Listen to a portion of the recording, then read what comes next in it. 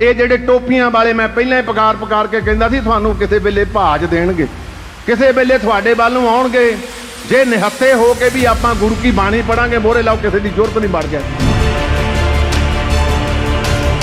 ਜੇ ਨਾ ਜਾਗੇ ਫਿਰ ਗੁਰੂ ਨੇ ਨਹੀਂ ਸਾਨੂੰ ਬਖਸ਼ਣਾ। ਫਿਰ ਆ ਜਿਨ੍ਹਾਂ ਦੀ ਗਾਥਾ ਗਾਉਣੇ ਉਹ ਨਹੀਂ ਗਾਈ ਜਾਣੀ, ਫਿਰ ਗਾਥਾ ਸਾਡੀ ਜਾਉਣਗੇ ਵੀ ਬੋਝਦਲ, ਕਮਜ਼ੋਰ, ਕਾਇਰ। ਆਪਾਂ ਤਾਂ ਫਿਰ ਰਾਜ ਲਈ ਕੁਰਬਾਨੀਆਂ ਕਰਦੇ ਰਹੇ, ਫਿਰ ਕਲੋਲ ਕਰਨ ਵਾਲੇ ਹੋਰ ਆ ਗਏ। ਸਾਰੀਆਂ ਰਾਜਨੀਤੀਆਂ ਛੱਡ ਕੇ ਜਿੰਨੀਆਂ ਵੀ ਗੁਰਦੁਆਰਾ ਪ੍ਰਬੰਧਕ ਕਮੇਟੀਆਂ, ਚਾਹੇ ਪਿੰਡਾਂ ਦੀਆਂ ਚਾਹੇ ਸ਼ਹਿਰਾਂ ਦੀਆਂ, ਇੱਕ ਜਿਹੜਾ ਪ੍ਰੋਗਰਾਮ ਸ਼੍ਰੋਮਣੀ ਕਮੇਟੀ ਦਊ ਉਹਨੂੰ ਮਾਸ ਮੂਵਮੈਂਟ ਬਣਾ ਕੇ ਉਹ ਦਿੱਲੀ ਦੀਆਂ ਬਰੂਹਾਂ ਤੱਕ ਪਹੁੰਚਾਈਏ। ਜਿਹੜੇ ਕੰਨ ਅੱਜ ਸੁਣ ਨਹੀਂ ਰਹੇ, ਜਿਹੜੀਆਂ ਅੱਖਾਂ ਅੱਜ ਦੇਖ ਨਹੀਂ ਰਹੀਆਂ, ਉਹਨਾਂ ਨੂੰ ਪਤਾ ਲੱਗੇ ਕਿ ਕੌਮ ਅੱਜ ਇਕੱਤਰ ਹੋ ਕੇ ਅੱਜ ਬੰਦੀ ਸਿੰਘਾਂ ਦੇ ਨਾਲ ਖੜੀ ਆ।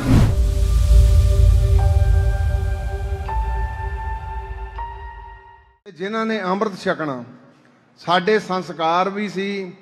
ਹੌਲੀ ਹੌਲੀ ਜਿੱਲੇ ਅਸੀਂ ਸਮਝੌਤੇ ਕਰਦੇ ਚੱਲ ਗਏ, ਫਿਰ ਸੰਸਕਾਰ ਵੀ ਅਲੋਪ ਹੁੰਦੇ ਚੱਲ ਗਏ। ਜਨਮ ਸੰਸਕਾਰ ਸੀ, ਦਸਤਾਰਬੰਦੀ ਹੁੰਦੀ ਸੀ, ਅੰਮ੍ਰਿਤ ਸੰਸਕਾਰ ਸੀ। ਅੱਜ ਸਾਡੇ ਵਿੱਚੋਂ ਆ ਦਸਤਾਰਬੰਦੀ ਤੇ ਨਾ ਅੰਮ੍ਰਿਤ ਦੀ ਦਾਤ, ਇਹ ਜਿਹੜੀ ਇਹ ਵੀ ਸਾਡੇ ਵਿੱਚੋਂ ਅੱਜ ਅਲੋਪ ਹੋ ਗਈ। ਇਹੋ ਕਰਕੇ ਜਿਹੜੇ ਪ੍ਰਬੰਧਕ ਕਰਤਾ ਜਾਂ ਸਾਡੇ ਪ੍ਰਚਾਰਕ ਆ ਸਾਰੇ, ਆ ਭਾਈ ਬਚਿੱਤਰ ਸੋਹਣੀ ਤੁਹਾਡੇ ਨਾਲ ਸਾਂਝ ਪਾ ਰਹੇ ਸੀ, ਉਹਨਾਂ ਨੂੰ ਅੱਜ ਉੱਠ ਕੇ ਕਹਿਣਾ ਪੈਂਦਾ ਕਿ ਉੱਠੋ ਭਾਈ, ਆਪਾਂ ਅੰਮ੍ਰਿਤਧਾਰੀ ਹੋਈਏ। ਗੁਰੂ ਦਸਮ ਪਾਤਸ਼ਾਹ ਦਾ ਉਹ ਸੰਦੇਸ਼, ਪੀਵੋ ਪਹੁਲ ਖੰਡੇ ਧਾਰ ਹੋਏ ਜਨਮ ਸਹੇਲਾ। ਇਹ ਜਨਮ ਤਾਂ ਹੀ ਸਹੇਲਾ ਹੋਣਾ ਜੇ ਖੰਡੇ ਬਾਟੇ ਦੀ ਪਹੁਲ ਛਕਾਂਗੇ। ਸੋ ਅੱਜ ਗੁਰੂ ਸਾਹਿਬ ਕਿਰਪਾ ਤੇ ਬਖਸ਼ਿਸ਼ ਕਰਨ, ਜਿਨ੍ਹਾਂ ਪ੍ਰਾਣੀਆਂ ਨੇ ਅੱਜ ਅੰਮ੍ਰਿਤ ਛਕਣਾ, ਗੁਰੂ ਵਾਲੇ ਬਣਨਾ, ਉਹਨਾਂ ਨੂੰ ਬਹੁਤ ਬਹੁਤ ਵਧਾਈ। ਕੇਸੀ ਇਸ਼ਨਾਨ ਕਰਕੇ ਗੁਰੂ ਦੇ ਸਨਮੁਖ ਹੋ ਕੇ ਜਿਹੜੇ ਨਹੀਂ ਵੀ ਮਨ ਬਣਾ ਕੇ ਆਏ, ਉਹ ਵੀ ਮਨ ਬਣਾਉਣ ਭਾਈ। ਆਪਾਂ ਕਿਸੇ ਵੇਲੇ ਤਖਤ ਕੇਸਗੜ੍ਹ ਸਾਹਿਬ ਨੂੰ ਜਾਂਦੇ ਆ, ਅੱਜ ਤੁਹਾਡੇ ਵਿੱਚ ਪੰਜ ਪਿਆਰੇ ਆਪ ਤੁਹਾਨੂੰ ਖੰਡੇ ਬਾਟੇ ਦੀ ਪਹੁਲ ਬਖਸ਼ਣ ਆਏ ਆ। ਭਾਈ ਸਾਹਿਬ ਸਿੰਘ ਸਾਹਿਬ ਗਿਆਨੀ ਜੋਗਿੰਦਰ ਸਿੰਘ ਜੀ ਤਖਤ ਸ੍ਰੀ ਕੇਸਗੜ੍ਹ ਦੇ ਮੁੱਖ ਗ੍ਰੰਥੀ, ਉਹ ਚੇਚੇ ਤੌਰ ਤੇ ਪਹੁੰਚੇ ਆ। ਸੋ ਗੁਰੂ ਸਾਹਿਬ ਕਿਰਪਾ ਕਰਨ। ਇਹ ਜਿਹੜਾ ਸ਼ਤਾਬਦੀਆਂ ਦਾ ਸਮਾਂ, ਮੈਂ ਆਪਣੇ ਆਪ ਨੂੰ ਕੁਝ ਸੁਭਾਗਾ ਇਸ ਕਰਕੇ ਸਮਝਦਾ, 4 5 6 ਸ਼ਤਾਬਦੀਆਂ ਜਿਹੜੀਆਂ ਉਹ ਮੇਰੇ ਉਸ ਪ੍ਰਬੰਧ ਦੇ ਨਾਲ ਚੱਲਦੀਆਂ ਰਹੀਆਂ। ਪਹਿਲੀ ਤਰਨ ਤਾਰਨ ਦੇ ਮਹਾਨ ਸ਼ਹੀਦ, ਜਿਨ੍ਹਾਂ ਮਹਾਨ ਸ਼ਹੀਦਾਂ ਨੇ ਗੁਰਦੁਆਰਾ ਸੁਧਾਰ ਲਹਿਰ ਦੀ ਸ਼ੁਰੂਆਤ ਕੀਤੀ, ਉਹ ਤਰਨ ਤਾਰਨ 100 ਸਾਲਾ ਸ਼ਤਾਬਦੀ ਉਹਨਾਂ ਦੀ ਮਨਾਈ। ਉਹ ਤੋਂ ਬਾਅਦ ਨਨਕਾਣਾ ਸਾਹਿਬ ਦੀ 100 ਸਾਲਾ ਉਹ ਗੁਰੂ ਸਾਹਿਬ ਨੇ ਬਖਸ਼ਿਸ਼ ਕੀਤੀ, ਉਹਨਾਂ ਮਹਾਨ ਸ਼ਹੀਦਾਂ ਨੂੰ ਸਮਰਪਿਤ ਉਹ ਸ਼ਤਾਬਦੀ ਮਨਾਈ। ਫਿਰ 100 ਸਾਲਾ ਸ਼ਤਾਬਦੀ ਸ਼੍ਰੋਮਣੀ ਗੁਰਦੁਆਰਾ ਪ੍ਰਬੰਧਕ ਕਮੇਟੀ ਦੀ ਮਨਾਈ।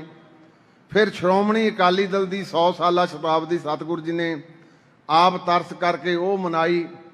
ਫਿਰ ਹੁਣ ਸਭ ਤੋਂ ਵਿਸ਼ੇਸ਼ ਗੁਰੂ ਕੇ ਬਾਗ ਦੇ ਮੋਰਚੇ ਦੀ 100 ਸਾਲਾ ਸ਼ਤਾਬਦੀ, ਜਿਹਦੀ ਸ਼ੁਰੂਆਤ ਤੁਸੀਂ 8 ਅਗਸਤ ਨੂੰ ਕੀਤੀ ਆ ਤੇ ਜਿਹਦੀ ਸਮਾਪਤੀ ਭਾਵੇਂ ਨਵੰਬਰ 'ਚ ਹੁੰਦੀ ਆ, ਪਰ 30 ਅਕਤੂਬਰ ਨੂੰ ਪੰਜਾ ਸਾਹਿਬ ਦੀ ਉਹ ਸ਼ਤਾਬਦੀ ਮਹਾਨ ਸ਼ਹੀਦਾਂ ਦੀ, ਉਹ ਸ਼ਤਾਬਦੀ ਦੀ ਉੱਥੇ ਜਾ ਕੇ ਇਹ ਚੌਥੀ 5ਵੀਂ ਸ਼ਤਾਬਦੀ ਗੁਰੂ ਨੇ ਤਰਸ ਕਰਕੇ ਆਪ ਤੁਹਾਡੇ ਸਹਿਯੋਗ ਦੇ ਨਾਲ ਸ਼੍ਰੋਮਣੀ ਗੁਰਦੁਆਰਾ ਪ੍ਰਬੰਧਕ ਕਮੇਟੀ ਦੇ ਪ੍ਰਬੰਧਾਂ ਹੇਠ ਮਨਾਈ।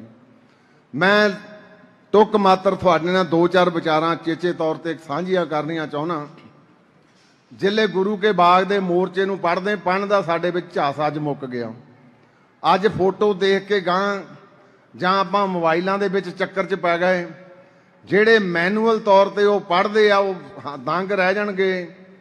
ਮੈਂ ਅੱਗੇ ਵੀ ਸਟੇਜ ਤੇ ਸੈਮੀਨਾਰ 'ਚ ਗੱਲ ਕੀਤੀ ਸੀ ਕਿ ਜਜ਼ਬਾ ਦੇਖੋ, ਜਿਹੜੇ ਬਾਬਤ ਹੁਣੇ ਅਮੈਦਪੁਰੀ ਸਾਹਿਬ ਕਹਿ ਰਹੇ ਸੀ। ਸਾਡੇ ਕੋਲ ਇੱਕ ਦਿਨ ਉੱਥੋਂ ਇੱਕ ਡਾਕਟਰ ਆਇਆ ਕੈਲੀਫੋਰਨੀਆ ਤੋਂ। ਉਹ ਡਾਕਟਰ ਦੰਦਾਂ ਦਾ ਡਾਕਟਰ ਆ ਤੇ ਉਹਦੀ ਵੱਡੀ ਕਿਉਂਕਿ ਪਤਾ ਆ ਢਿੱਲੋਂ ਸਾਹਿਬ ਤੁਹਾਡੇ ਹਲਕਾ ਇੰਚਾਰਜ ਜਿਹੜੇ ਪੜ੍ਹੇ ਲਿਖੇ, ਅਮਰੀਕਾ ਦੇ ਵਿੱਚ ਡਾਕਟਰਾਂ ਨੂੰ ਇਨਕਮ ਬਹੁਤ ਆ। ਉਹ ਕਹਿੰਦਾ ਮੈਂ ਆਪਣੀ ਇਨਕਮ ਦਾ ਵੱਡਾ ਹਿੱਸਾ $10 ਲੱਖ ਕਹਿੰਦਾ ਮੈਂ ਇਸ ਨਨਕਾਣਾ ਸਾਹਿਬ ਦੀ ਧਰਤੀ ਤੇ ਪਵਿੱਤਰ ਧਰਤੀ ਲਾਹੌਰ ਦੇ ਵਿੱਚ ਕਰ ਚੁੱਕਾ। ਉੱਥੋਂ ਦੇ ਸਿੱਖ ਜਿਹੜੇ ਜਾਂ ਹਿੰਦੂ ਤੌਰ ਤੇ ਕੇਸਾਂ ਦੀ ਤਾਂ ਬੇਅਦਬੀ ਕੇਸ ਤਾਂ ਨਹੀਂ ਰੱਖਦੇ, ਪਰ ਮੰਨਦੇ ਗੁਰੂ ਗ੍ਰੰਥ ਸਾਹਿਬ ਨੂੰ, ਕਿਉਂਕਿ ਉੱਥੇ ਪੰਜਾਬੀ ਹੈ ਨਹੀਂ। ਉਹ ਕਹਿੰਦਾ ਮੈਂ ਵੱਡਾ ਯੋਗਦਾਨ ਪਾਇਆ ਤੇ ਸਭ ਤੋਂ ਜਿਹੜੀ ਵੱਡੀ ਗੱਲ ਉਹਨੇ ਕਹੀ ਉਹ ਮੇਰੇ ਅੰਦਰ ਵੀ ਘਰ ਕਰ ਗਈ। ਉਹ ਕਹਿੰਦਾ ਜਦੋਂ ਗੁਰੂ ਕਾ ਬਾਗ ਦਾ ਮੋਰਚਾ ਲੱਗਾ ਉਹ ਤੋਂ ਬਾਅਦ ਜ਼ਿਲ੍ਹੇ ਕਿਉਂਕਿ ਮਹੰਤਾਂ ਨਾਲ ਲੜਾਈ ਸੀ, ਮਹੰਤ ਕਬਜ਼ੇ ਛੱਡਣ ਨੂੰ ਤਿਆਰ ਨਹੀਂ ਸੀ। ਸ਼੍ਰੋਮਣੀ ਗੁਰਦੁਆਰਾ ਪ੍ਰਬੰਧਕ ਕਮੇਟੀ ਦੀ ਅਡਹੌਕ ਕਮੇਟੀ ਬਣਦੀ ਚੱਲਦੀ ਰਹੀ। 25 ਦੇ ਵਿੱਚ ਐਕਟ ਬਣਿਆ, ਪਰ ਮਹੰਤ ਕਿਉਂਕਿ ਕੱਢਣੇ ਦੇਖਦੇ ਆਪਾਂ ਕਈ ਵਾਰੀ ਜਿਹੜੇ ਕੁਰੈਤੀਏ ਹੋਣ ਕਰੀਤੀਏ ਹੋਣ ਉਹਨਾਂ ਦੀ ਗ੍ਰਿਪ ਬੜੀ ਹੁੰਦੀ ਆ। ਉਹ ਕਹਿੰਦਾ ਨਿਕਲਣ ਨੂੰ ਤਿਆਰ ਨਹੀਂ ਸੀ। ਲਿਟੀਗੇਸ਼ਨਾਂ ਸ਼ੁਰੂ ਹੋ ਗਈਆਂ, ਮੁਕੱਦਮੇਬਾਜ਼ੀਆਂ ਸ਼ੁਰੂ ਹੋ ਗਈਆਂ। ਮਹੰਤ ਤਾਂ ਗੁਰੂ ਦੀਆਂ ਗੋਲਕਾਂ ਦੇ ਵਿੱਚੋਂ ਪੈਸੇ ਲਾਉਂਦੇ, ਪਰ ਗੁਰੂ ਕੇ ਸਿੱਖ ਉਹ ਕਹਿੰਦਾ ਮੈਂ ਖਜ਼ਾਨਾ ਉੱਥੇ ਸਾਂਭ ਕੇ ਆਇਆ।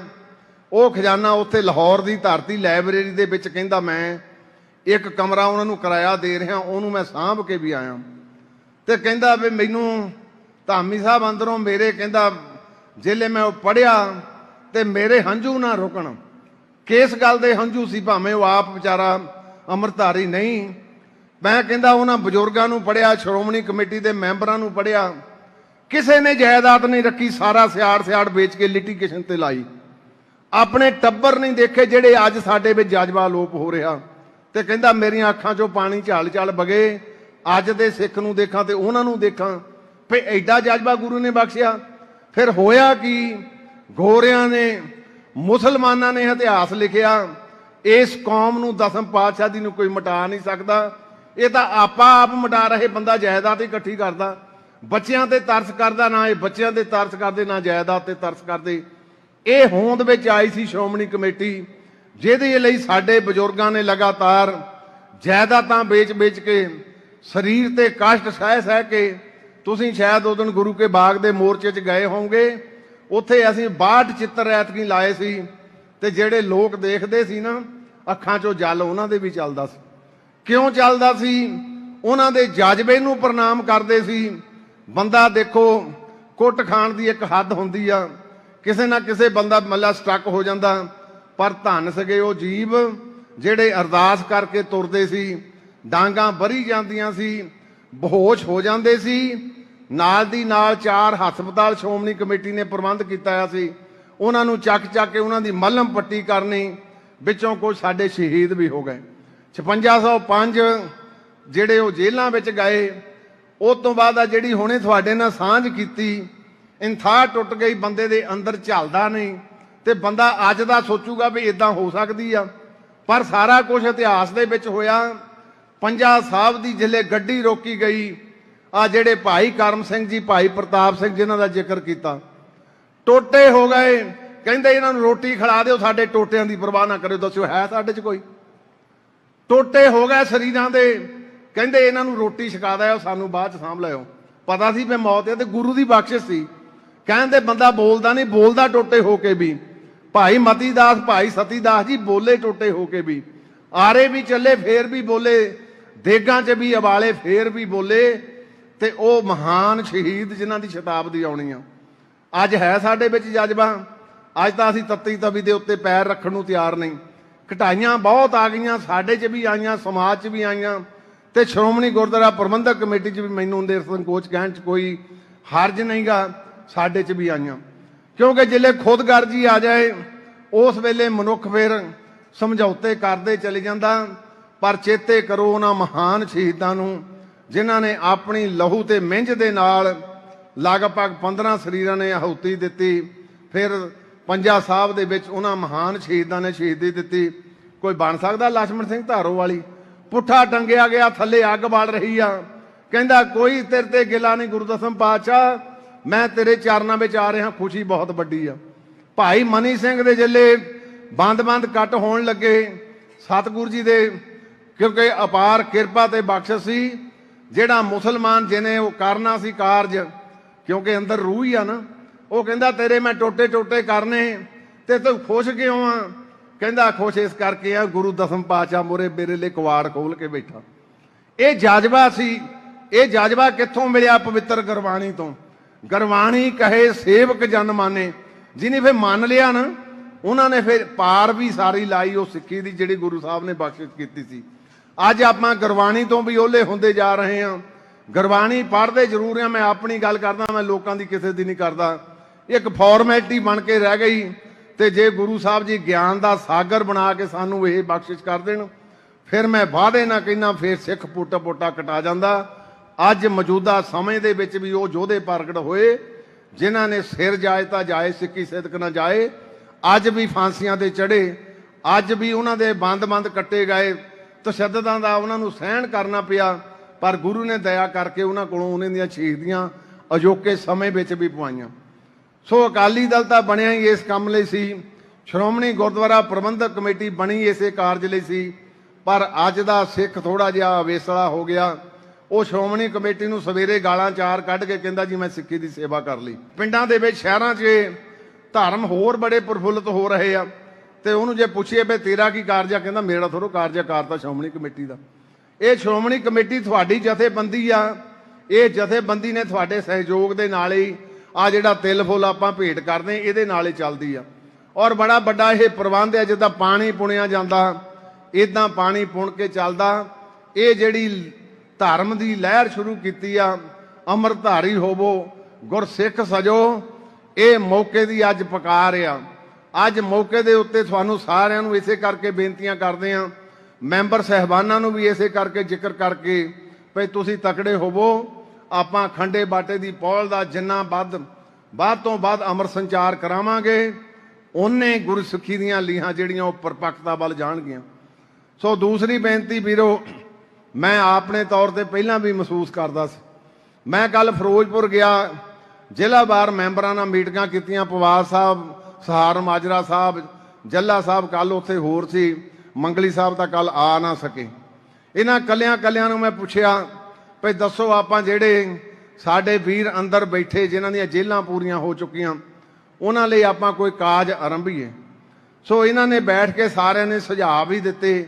ਮੈਂ ਜ਼ਿਲ੍ਹੇ ਫਿਰੋਜ਼ਪੁਰ ਗਿਆ, ਉੱਥੇ ਮੇਰੇ ਕੋਲ ਇੱਕ ਮਾਧੋਕੀ ਪਿੰਡ ਦੇ ਲੋਕ ਆ ਗਏ ਇਕੱਠੇ ਹੋ ਕੇ। ਇੱਕ ਹੁਣ ਸੋਚਣਾ ਪਊ ਸਾਨੂੰ, ਇੱਕ ਫਰੰਟ ਤੋਂ ਸਾਨੂੰ ਚਲੋ ਕੋਈ ਨਹੀਂ, ਲੋਕਾਂ ਨੇ ਵੋਟਾਂ ਨਹੀਂ ਪਾਈਆਂ, ਲਾਂਭੇ ਕਰਤਾ। ਉਹ ਕਹਿੰਦੇ ਜੀ ਸਾਡੇ ਗੁਰਦੁਆਰੇ ਤੇ ਅੱਜ ਆਪ ਵਾਲਿਆਂ ਨੇ ਕਬਜ਼ਾ ਕਰ ਲਿਆ, ਮਾਧੋਕੀ ਪਿੰਡ ਆ। ਮੈਂ ਐਸਐਸਪੀ ਨਾਲ ਰਾਤ ਟੈਲੀਫੋਨ ਵੀ ਕੀਤੀ, ਕਹਿੰਦੇ ਜੀ ਤੁਹਾਡੇ ਕਬਜ਼ੇ ਵਿੱਚ ਲਾ ਲਓ ਸ਼੍ਰੋਮਣੀ ਕਮੇਟੀ। ਮੈਂ ਕਿਹਾ ਉਹ ਪਿੰਡ ਦਾ ਗੁਰਦੁਆਰਾ ਇਤਿਹਾਸਕ ਸਥਾਨ ਆ, ਕਹਿੰਦਾ ਜੀ ਫਿਰ ਆਪਣੇ ਵਿਧਾਨ ਦੇ ਮੁਤਾਬਕ ਹੀ ਚੱਲਾਂਗੇ। ਅੱਜ ਉੱਥੇ ਉਸ ਪਿੰਡ ਦੇ ਵਿੱਚ ਕਬਜ਼ਾ ਜ਼ਬਰਦਸਤੀ ਕੀਤਾ, ਤੁਹਾਡੇ ਗੁਰੂ ਘਰਾਂ ਵੱਲੋਂ ਵੀ ਵੱਧ ਰਹੇ। ਇਹ ਜਿਹੜੇ ਟੋਪੀਆਂ ਵਾਲੇ, ਮੈਂ ਪਹਿਲਾਂ ਹੀ ਪੁਕਾਰ ਕੇ ਕਹਿੰਦਾ ਸੀ ਤੁਹਾਨੂੰ ਕਿਸੇ ਵੇਲੇ ਭਾਜ ਦੇਣਗੇ, ਕਿਸੇ ਵੇਲੇ ਤੁਹਾਡੇ ਵੱਲ ਨੂੰ ਆਉਣਗੇ। ਜੇ ਨਿਹੱਥੇ ਹੋ ਕੇ ਵੀ ਆਪਾਂ ਗੁਰੂ ਕੀ ਬਾਣੀ ਪੜਾਂਗੇ, ਮੋਹਰੇ ਲਾਓ, ਕਿਸੇ ਦੀ ਜ਼ਰੂਰਤ ਨਹੀਂ ਬਣ ਜਾਏ। ਅੱਜ ਆਪਾਂ ਫੇਰ ਗੁਰਬਾਣੀ ਤੋਂ ਲਾਂਭੇ ਹੋ ਰਹੇ।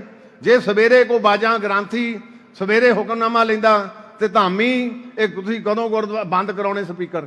ਅੱਜ ਤਾਂ ਆਪਾਂ ਕੰਨਾਂ 'ਚ ਬੋਲ ਸੁਣਨ ਤੋਂ ਵੇਚਲੇ ਹੋ ਗਏ ਨਾ। ਇਹ ਮਾਧੋਕੇ ਪਿੰਡ ਦੀ ਕੱਲ ਦੀ ਗੱਲ ਆ। ਹੁਣੇ ਮੇਰੇ ਕੋਲ ਮੈਨੇਜਰ ਸਾਹਿਬ ਬੈਠੇ ਸੀ ਤੁਹਾਡੇ ਕਟਾਣਾ ਸਾਹਿਬ ਦੇ, ਉੱਥੇ ਕਹਿ ਰਹੇ ਆ ਜੀ ਕਬਰਾਂ ਮੋਹਰਲੇ ਪਾਸੇ ਸੀ, ਪਿੱਛੇ ਕਰ ਦਿੱਤੀਆਂ, ਗੁਰੂ ਘਰ ਦੇ ਮੋਹਰੇ ਨਹੀਂ ਸੀ ਚੰਗੀਆਂ, ਥਾਂ ਵੱਟੇ ਥਾਂ ਦੇਤਾ। ਅੱਜ ਕਹਿ ਰਹੇ ਜੀ ਅਸੀਂ ਮੋਹਰੇ ਬਣਾਉਣੀਆਂ। ਇਹ ਸੋਚਣਾ ਪਊ, ਜਾਗਣਾ ਪਊ ਸਾਰਿਆਂ ਨੂੰ। ਜੇ ਨਾ ਜਾਗੇ ਫਿਰ ਗੁਰੂ ਨੇ ਨਹੀਂ ਸਾਨੂੰ ਬਖਸ਼ਣਾ। ਫਿਰ ਆ ਜਿਨ੍ਹਾਂ ਦੀ ਗਾਥਾ ਗਾਉਣੇ ਉਹ ਨਹੀਂ ਗਾਈ ਜਾਣੀ, ਫਿਰ ਗਾਥਾ ਸਾਡੀ ਜਾਉਣਗੇ ਵੀ ਬੁਜ਼ਦਲ, ਕਮਜ਼ੋਰ, ਕਾਇਰ, ਗੁਰੂ ਦੇ ਸ਼ਬਦ ਤੋਂ ਪਰਾਂ ਲਾਂਭੇ ਹੋ ਗਏ। ਅੱਜ ਸਾਨੂੰ ਮੈਂ ਤਾਂ ਜਜ਼ਬੇ ਨਾਲ ਕਹਿ ਰਿਹਾ, ਇਹ ਵਾਪਰ ਰਹੀਆਂ ਗੱਲਾਂ ਜੇ ਨਾ ਸੁਚੇਤ ਹੋਏ ਫਿਰ ਭਾਈ ਜਿਹਦੇ ਉੱਤੇ ਆਪਾਂ ਕਹਿੰਦੇ ਹਰ ਵੇਲੇ ਵੀ ਗੁਰਸਿੱਖੀ ਦੀਆਂ ਨੀਹਾਂ ਦੇ ਉੱਤੇ ਮਹਿਲ ਉਸਰੇ, ਉਹ ਮਹਿਲ ਫਿਰ ਉਸਰੇ ਰਹਿ ਜਾਣਗੇ, ਫਿਰ ਰਾਜ ਕਰਨ ਵਾਲੇ ਹੋਰ ਆਉਣਗੇ। ਇਹ ਆਪਾਂ ਨੂੰ ਗੰਭੀਰਤਾ ਦੇ ਨਾਲ ਅੱਜ ਸੋਚਣਾ ਪਊਗਾ। ਨਾ ਸੋਚਿਆ ਫਿਰ ਗੁਰੂ ਦੀ ਤਾਂ ਮਾਰ ਪੈਣੀ ਲੋਕਾਂ ਦੀ ਵੀ ਪਊਗੀ। ਸੋ ਮੈਂ ਅੰਤ ਦੇ ਵਿੱਚ ਤੁਹਾਨੂੰ ਇੱਕ ਬੇਨਤੀ ਕਰਨੀ ਚਾਹੁੰਦਾ, ਅਸੀਂ ਹਲਕਾ ਵਾਈਜ਼ ਮੀਟਿੰਗਾਂ ਕਰਕੇ 30 ਨੂੰ ਸਾਰੀਆਂ ਕੰਪਲੀਟ ਕਰ ਲੈਣੀਆਂ। ਔਰ ਮੈਂ ਕੱਲੇ ਮੈਂਬਰ ਨੂੰ ਨਿਮਰਤਾ ਸਹਿਤ ਬੇਨਤੀ ਵੀ ਕਰਦਾ, ਆਹ ਮੁਹਿੰਮ ਜਿਹੜੀ ਠੰਡੀ ਨਹੀਂ ਪੈਣ ਦੇਣੀ। ਇਹ ਨਹੀਂ ਦੇਖਣਾ ਵੀ 2 ਅਮਰ ਸੰਚਾਰ ਹੋ ਗਏ, 4 ਹੋ ਜਾਣ, 6 ਹੋ ਜਾਣ। ਜਿੱਦਾਂ ਢਿੱਲੋਂ ਦੱਸਦਾ ਸੀ ਵੀ ਅਸੀਂ 10-10 ਪਿੰਡਾਂ ਦਾ ਇੱਕ ਜ਼ੋਨ ਬਣਾ ਲੈਣਾ। ਤੇ ਅਸੀਂ ਪਹਿਲੇ ਹਫ਼ਤੇ ਸੈਪਟੰਬਰ ਦੇ ਇੱਕ ਯਤਨ ਕਰ ਰਹੇ ਹਾਂ। ਉਹ ਕੀ ਯਤਨ ਆ? ਉਹ ਯਤਨ ਆ ਵੀ ਅਸੀਂ ਸਾਰਿਆਂ ਨੇ ਇਕੱਤਰ ਹੋ ਕੇ ਆਹ ਤੁਹਾਡੇ ਸਾਰਿਆਂ ਦੇ ਵਿਚਾਰ ਲੈ ਕੇ ਸ਼੍ਰੋਮਣੀ ਗੁਰਦੁਆਰਾ ਪ੍ਰਬੰਧਕ ਕਮੇਟੀ ਵੱਲੋਂ ਇੱਕ ਪ੍ਰੋਗਰਾਮ ਫਿਰ ਨਵਾਂ ਲਿਖਿਆ ਜਾਊਗਾ। ਉਹ ਹੋਊਗਾ ਕੇਵਲ ਦਾ ਕੇਵਲ ਬੰਦੀ ਸਿੰਘਾਂ ਲਈ। ਮੈਂ ਤਾਂ ਸਰਕਾਰ ਤੋਂ ਵੀ ਮੰਗ ਕਰਦਾ ਕਿ ਇੰਨੇ ਨਾ ਆਪਾਂ ਚੁੱਪ ਕਰਕੇ ਬੈਠੀਏ ਵੀ ਸਾਨੂੰ ਬੋਲਣਾ ਪਵੇ। ਇਸ ਪੰਥ ਨੇ, ਇਸ ਸਿੱਖਾਂ ਨੇ, ਧਰਤੀ ਨੇ बहुत वड्डियां कुर्बानियां दित्तियां। 2 स्टेटां जिन्हां ने आज़ादी दे विच बहुत वड्डा योगदान पाया, एक वैस्ट बंगाल, तिलक वर्गे उठे, गोखले वर्गे उठे, पंजाब दे विच गुरु के सिख उठे, बब्बर लहर इत्थों पैदा हुई। जरा याद करो, कई बार आ मेरा प्रचारक वीर भी ये भी कहता होना भी धामी गोत आ, शायद साडे पिंड भी उत्थे धामियां दे 3 आ। और बच्ची पाई पिंड जिहड़े आ, सब तो छोटी उम्र का जिहड़ा बब्बर फाहे लगा वो सरदार दलीप सिंह धामिया सी, जिहड़ा 18 साल दे विच बब्बर फाहे लगा। और 3 जिहड़े उत्थे दे साडे धामियां दे सरदार बांता सिंह जिहड़ा ने उस वेले बब्बर मूवमेंट दे विच जिन्हां नूं फांसी लाई गई। ये साडा इतिहास रहा। मैं अपनी नहीं गल करदा, मैं तुहानूं उवें दसदा कि आपां तां फिर राज लई कुर्बानियां करदे रहे, फिर कलोल करन वाले होर आ गए। आपां तकड़े होईए बंदियां सिंघां दे मोर्चे दी, आपां पिंड पिंड च घर घर च एक एक गुरुद्वारे च आवाज़ बुलंद करिए भी की कसूर है उन्हां दा।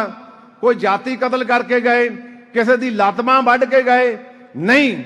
जिसले गुरु ते हमला होया, वो सचखंड दी धरती दी वो बीड़ भी देखो जिहड़ी उस वेले विराजमान सी, जिहड़ी दरबार साहब दे विच विराजमान सी, अज भी साडे कोल सुशोभित आ, जिहदे 262 अंग तक जिहड़े ने गोली ला के वो अज फट्टड़ स्वरूप साडे कोल पए आ। इवें वड्डा स्वरूप हर की पौड़ी वाला, ਉਹਦੇ ਵਿੱਚ भी गोलियां बजियां, वो भी साडे कोल मौजूद आ। ते सिख फिर जींदा रह जाऊ। साडे वर्गा कमजोर दा बहाना मान लऊ, ਜਿਹਦੇ अंदर सिक्खी आ, ਜਿਹਦੇ अंदर अणख गैरत आ, ਉਹਨੇ फिर ਚੱਕ ਲਈਆਂ ਕਟਾਰਾਂ। ਤੇ ਜੇ ਉਹਨਾਂ ਨੇ ਉਹਨੀ ਖਾਤਰ ਆਪਣੇ ਧਰਮ ਖਾਤਰ ਢਹਿ ਢੇਰੀ ਕੀਤਾ 84, ਜਾ ਕੇ ਅਕਾਲ ਤਖਤ ਹੁਣ ਵੀ ਜਿਹੜੇ ਤਸਵੀਰ ਦੇਖਦੇ ਆ, ਹੁਣ ਵੀ ਮਨੁੱਖ ਦੇ ਅੰਦਰੋਂ ਹੰਝੂ ਨਿਕਲਦੇ ਆ।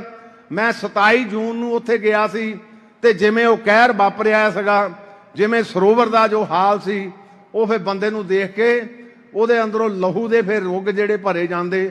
ਉਹਨਾਂ ਸਾਡੇ ਵੀਰਾਂ ਨੇ ਅਣਖ ਤੇ ਗੈਰਤ ਲਈ ਜੇ ਉਸ ਕਾਰਜ ਦੇ ਵਿੱਚ ਜੇ ਉਹਨਾਂ ਨੇ ਆਪਣਾ ਹਿੱਸਾ ਵੀ ਪਾਇਆ ਤੇ ਕੈਦ ਵੀ ਪੂਰੀ ਹੋ ਗਈ ਆ।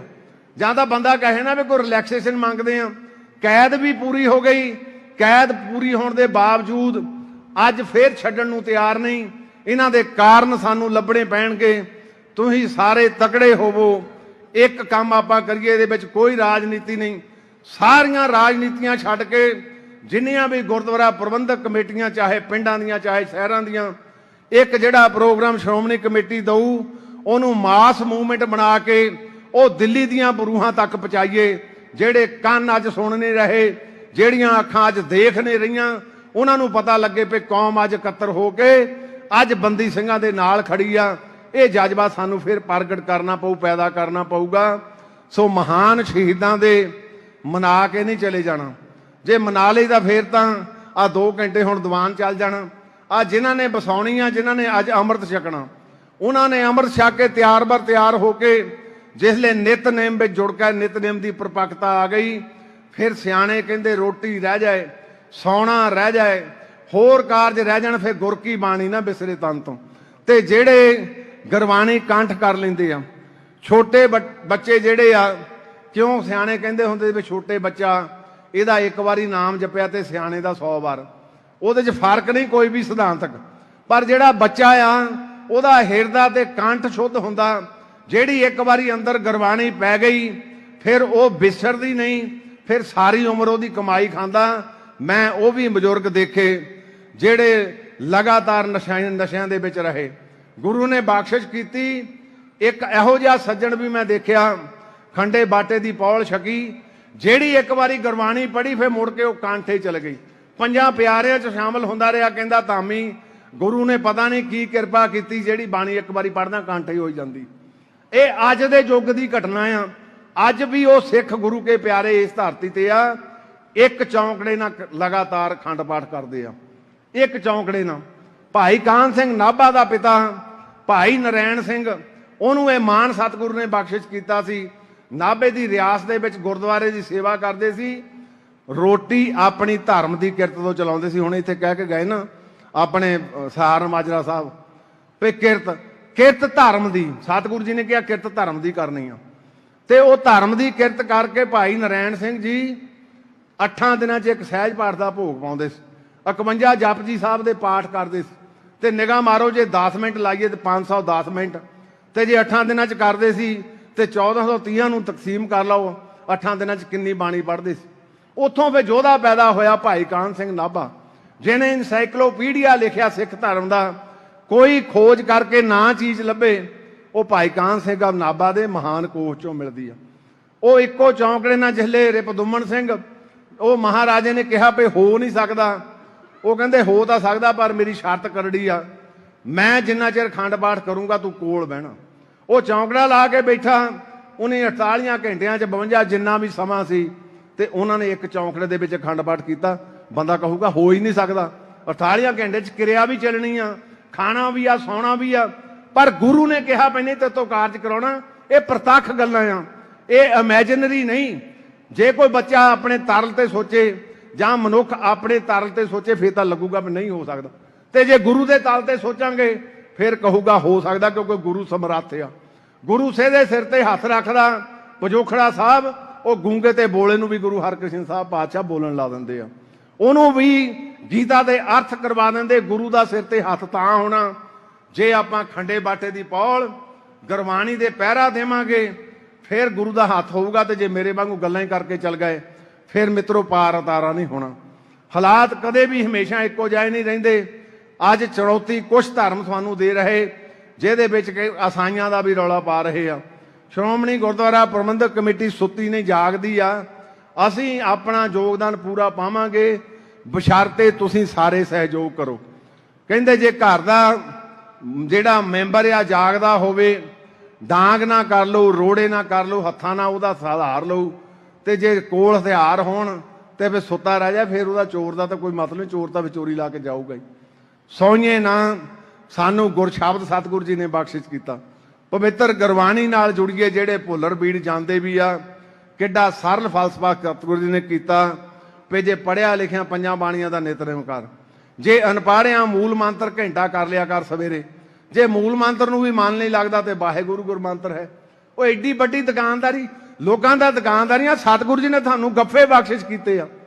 ਅੱਜ ਆਪਾਂ ਫਿਰ ਦੌੜਦੇ ਆ, ਕਦੇ ਉਧਰ ਤੇ ਕਦੇ ਉਧਰ, ਤੇ ਗੁਰੂ ਨੇ ਤਾਂ ਆਪਣਾ ਸਾਰਾ ਕੁਝ ਇੱਕ ਓਂਕਾਰ ਤੋਂ ਲੈ ਕੇ 18 ਤਸਵੀਰ ਤੁਹਾਨੂੰ ਲੋ ਬਖਸ਼ਿਸ਼ ਕੀਤੀ, ਵਾਹਿਗੁਰੂ ਗੁਰਮੰਤਰ ਬਖਸ਼ਿਸ਼ ਕੀਤਾ। ਕਹਿੰਦੇ ਪੜ੍ਹੀ ਚੱਲ ਹਲਵੇ ਤੇ ਮੈਂ ਤੇਰੇ ਅੰਗ ਸੰਗੇ ਹੋ ਜਾਊਂਗਾ। ਉਹਨਾਂ ਹਾਲਤ ਪਲਤ ਮੁਖ ਉਜਲੇ, ਉਹਨਾਂ ਦੇ ਹਾਲਤ ਤੇ ਪਲਤ ਗੁਰੂ ਸਾਹਿਬ ਕਹਿੰਦੇ ਮੈਂ ਤੇਰੀ ਉੱਥੇ ਜਾਮ ਨਹੀਂ ਪਾਉਣਾ, ਇੱਥੇ ਦੀ ਵੀ ਤੇ ਉੱਥੇ ਦੀ ਵੀ। ਸੋ ਗੁਰੂ ਸਾਹਿਬ ਕਿਰਪਾ ਕਰਨ, ਮਨਾਈਏ ਨਾ ਵਸਾਈਏ ਵੀ ਮਨ ਦੇ ਵਿੱਚ ਉਹਨਾਂ ਮਹਾਨ ਸ਼ਹੀਦਾਂ ਨੂੰ, ਜਿਨ੍ਹਾਂ ਦੀ 30 ਅਕਤੂਬਰ ਨੂੰ ਆਪਾਂ ਸ਼ਤਾਬਦੀ ਵੱਡੀ ਮਨਾਉਣੀ ਆ।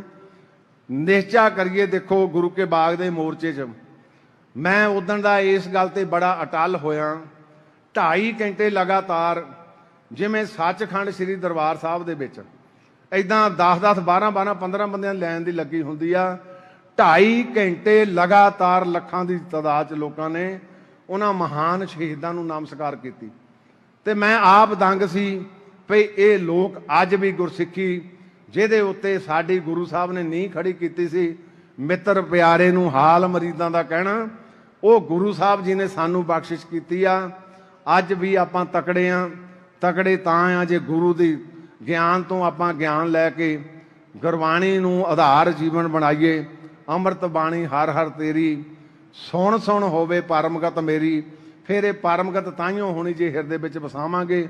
ਸੋ ਲਗਭਗ 100 ਪ੍ਰਾਣੀ ਜਿਨ੍ਹਾਂ ਨੇ ਅੱਜ ਅੰਮ੍ਰਿਤ ਛਕਣਾ, ਵਧਾਈ ਦੇ ਪਾਤਰ ਆ।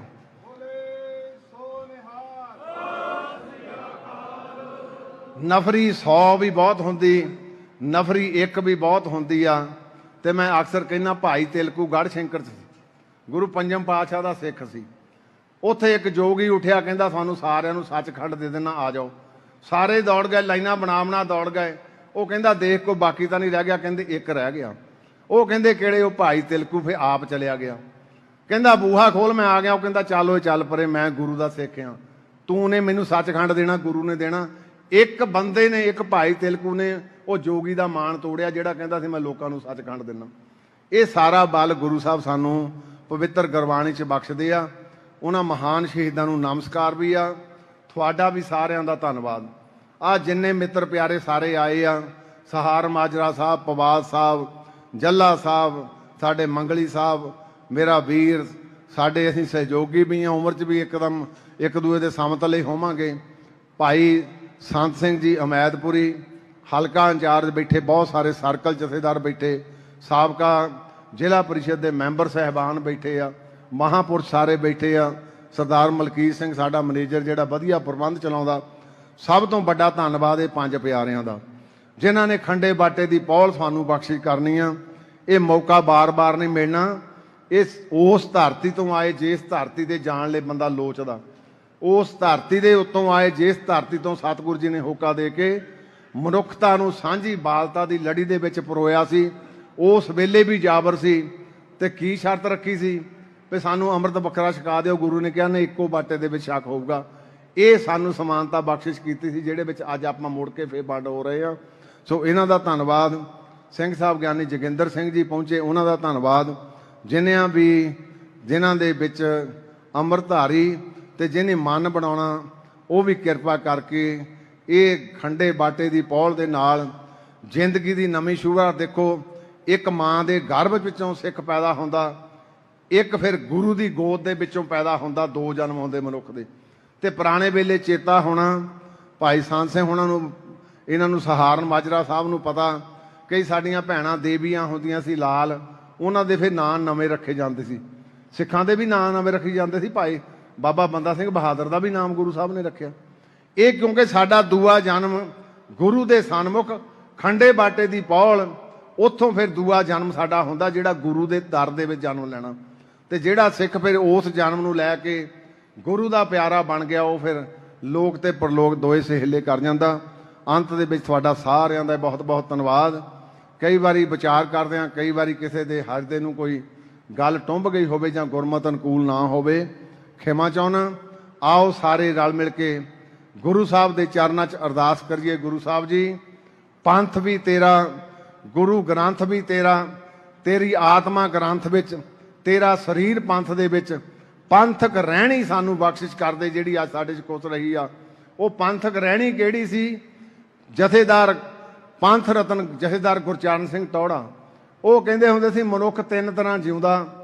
ਇੱਕ ਗੁਰੂ ਪ੍ਰਤੀ ਵਫਾਦਾਰੀ, ਜਿਹੜੀ ਆਪਾਂ ਨਿਤਨੇਮ ਗੁਰੂ ਸਾਹਿਬ ਦੇ ਜਾ ਕੇ ਦਰਸ਼ਨ ਕਰਨੇ।